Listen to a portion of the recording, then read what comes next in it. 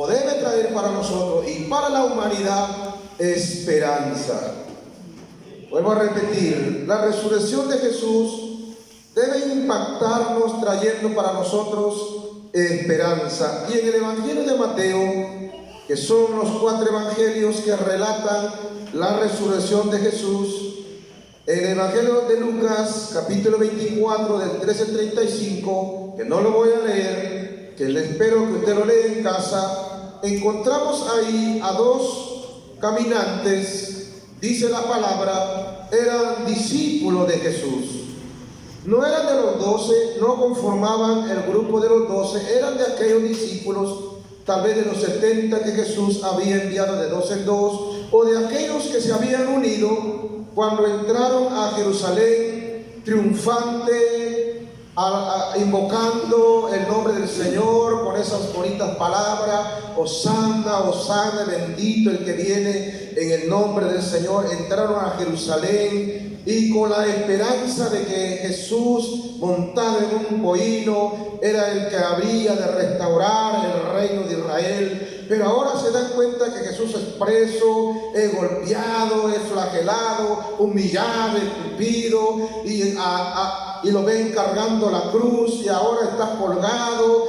Ya ven que lo bajan de la cruz y lo meten a ese sepulcro y lo tapan con una piedra, y ya pasan 3 días y ahora ellos comienzan a regresar de Jerusalén a Emaús. Era una aldea, dice la Escritura y también la geografía bíblica, que estaba a 29 kilómetros de Jerusalén, al noroeste de Jerusalén. Regresan estos discípulos, pero regresan con un desazón, regresan con una frustración, regresan con una expectativa derribada por los suelos, y dice que van conversando entre ellos, y a ellos se une Jesús, el resucitado. Amén. Y les pregunta qué pláticas son estas, y ellos comienzan a decir estas palabras, que estas sí las voy a leer, las palabras que ellos sacan de su corazón. Esas palabras, dice aquí en el capítulo 24 de Lucas, verso 17: y le dijo: ¿qué pláticas son estas que tenéis entre vosotros mientras camináis? ¿Y por qué estáis tristes? Respondiendo uno de ellos, que se llamaba Cleofas, le dijo: ¿eres tú el único forastero en Jerusalén que no has sabido las cosas que en ella han acontecido en estos días? Entonces él les dijo: ¿qué cosas? Y ellos le dijeron: de Jesús Nazareno, que fue varón profeta, poderoso en obra y en palabra delante de Dios y de todo el pueblo, y cómo le entregaron los principales sacerdotes y nuestros gobernantes a sentencia de muerte, y le crucificaron. Pero nosotros esperábamos que él era el que había de redimir a Israel. Y ahora, además de todo esto, hoy es ya el 3er día que esto ha acontecido, aunque también nos han asombrado unas mujeres de entre nosotros, las que antes del día fueron al sepulcro, y como no hallaron su cuerpo, vinieron diciendo que también habían visto visión de ángeles, quienes dijeron que él vive. Amén. Que estaban estos discípulos desanimados, que tenían estos discípulos frustrados, que tenían estos discípulos, no había esperanza para ellos. Esperábamos, tenían una expectativa de que Jesús era el Mesías, el que tanto habían esperado por siglos, el que las Escrituras hablaban de él. Tal vez ellos esperaban al Mesías tipo David, que restaurara el reino de Israel, que los hiciera libres del yugo romano y que los hiciera esa nación como antes, próspera, libre. Pero ahora él está muerto, ya no hay esperanza para ellos. Pero Jesús se acerca a ellos y comienza a abrirle las Escrituras y a explicarle una por una acerca de lo que él estaba escrito. Al final ellos pueden reconocer que Jesús estaba vivo y había resucitado. Y no solamente ella, no solamente ellos, también las mujeres que habían seguido al Señor y le habían servido en su ministerio, ellos ahora van al amanecer muy de madrugada con especias aromáticas. Ellos no esperaban encontrar a Jesús vivo, no esperaban encontrarlo resucitado, pues varias veces el Señor les había hablado que tenía que morir, que tenía que resucitar al tercer día, pero dice la Escritura que ellos no entendieron, no comprendieron. Tal vez la razón sería porque aún todavía el Espíritu del Señor no había venido. Ellos no tenían el Espíritu de Dios y no comprendieron. Todavía el Espíritu Santo no había descendido y no podían entonces tener una clara revelación de lo que Jesús les enseñaba. Si ellos en ese tiempo que no tenían el Espíritu de Dios no comprendían, ahora también muchos de nosotros tampoco comprendemos, ni siquiera entendemos por qué Cristo ha resucitado.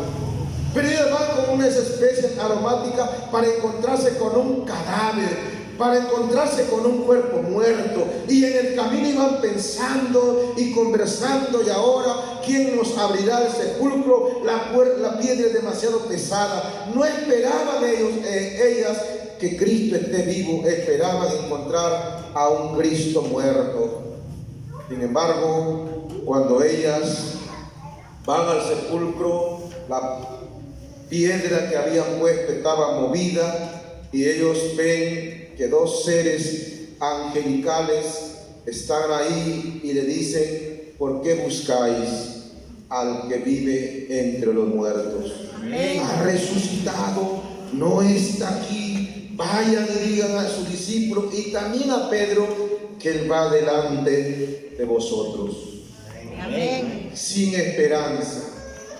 ¿Y qué decir de aquel discípulo sin esperanza? Ellos no tenían ninguna esperanza. Tal vez muchos de los que estamos aquí se haya terminado la esperanza para tu vida. Y digamos, y podemos decir, esto ya no es posible. Ya todo esto se acabó. Pero la buena noticia que en esta noche, en esta mañana te traigo, es que el resucitado nos puede devolver la esperanza que nosotros hemos perdido. Tal vez la salud quebrantada, tal vez el matrimonio ya destruido, tal vez la familia no marcha bien, pero en esta mañana Él está vivo y cualquier cosa imposible puede hacer. Entonces el primer impacto para nosotros es que Cristo es nuestra esperanza. Él está vivo, y si Él está vivo, entonces todavía suceden milagros. Todavía el Señor puede caminar con nosotros. Podemos seguir confiando porque el que está con nosotros ha resucitado, está vivo, venció a la muerte, la tumba no lo pudo retener y se levantó de entre los muertos, y por eso Él es nuestra esperanza. En un mundo desesperanzado, donde ya no hay esperanza, Cristo es nuestra única esperanza.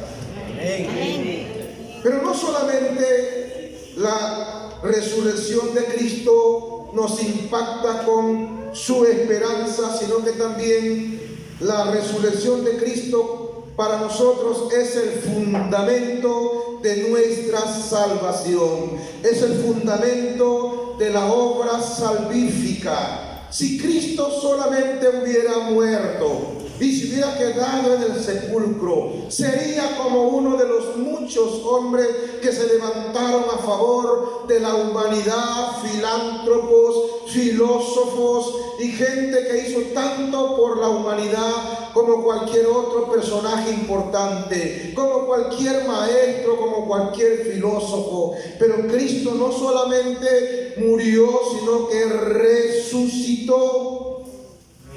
Amén. Y Él está vivo. Amén. Y Él estaba anunciando siempre que su resurrección traería fe, que su resurrección haría que muchos creyeran en Él. Y en el Evangelio de Juan, capítulo 2, verso 19, cuando Jesús estaba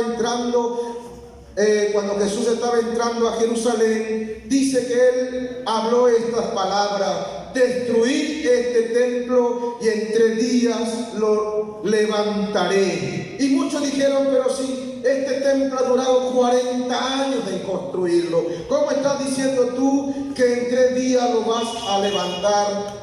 Pero ellos no entendían otra vez las palabras proféticas de Jesús. Y cuando Jesús muere y resucita, dice la palabra en el capítulo 2, 21 al 22, que ellos recordaron esta palabra de que Cristo resucitaría y ellos creyeron. La base de nuestra salvación es su muerte, pero también es la resurrección de nuestro Señor Jesucristo. Y el requisito para ser salvo y la condición para ser salvo, según Romanos capítulo 10, verso 9, dice que si confesares con tu boca y que Jesús es el Señor y creyeres en tu corazón que Dios le levantó de los muertos, serás ¿me escucho? Serás salvo. ¿Qué tenemos que hacer para ser salvos? Creer que Cristo está vivo. Amén. Creer que Él ha resucitado. Creer que Él se ha levantado de los muertos. Un muerto no puede salvar. Un muerto no puede dar salvación a nadie. Por eso que el Dios que la gente busca y adora, que está sin vida, que tiene ojos y no ven, manos y no tocan, pies y no caminan, narices y no huelen, no pueden salvar a nadie, siguen en sus pecados. Pero el Cristo que tú y yo conocemos se ha levantado de entre los muertos, está vivo y Él ha sido el que nos ha dado salvación.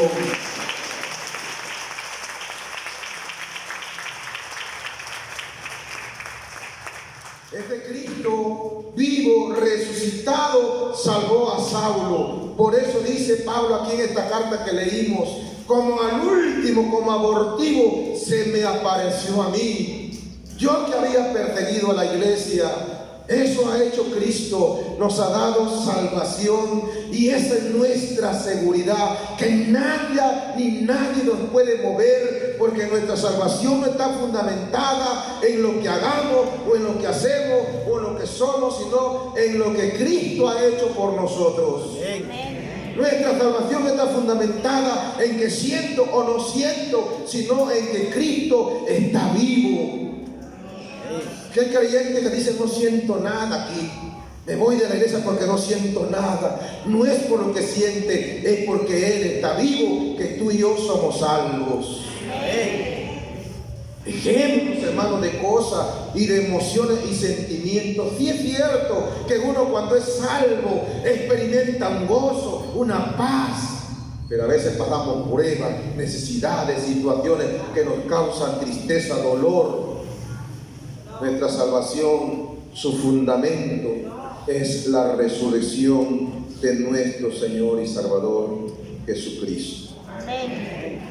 Hermanos, cuando la iglesia no comprende, cuando la iglesia no entiende esto, como decía anoche o en la tarde el pastor Gumercindo, solamente tendríamos un recuerdo del Cristo que murió y que allá en Jerusalén pasó todo esto. Pero ese Cristo que murió y resucitó no solo es del pasado, también es del presente, es de hoy, hermano, y su obra continúa, porque Él es el mismo de ayer, de hoy y por los siglos de los siglos.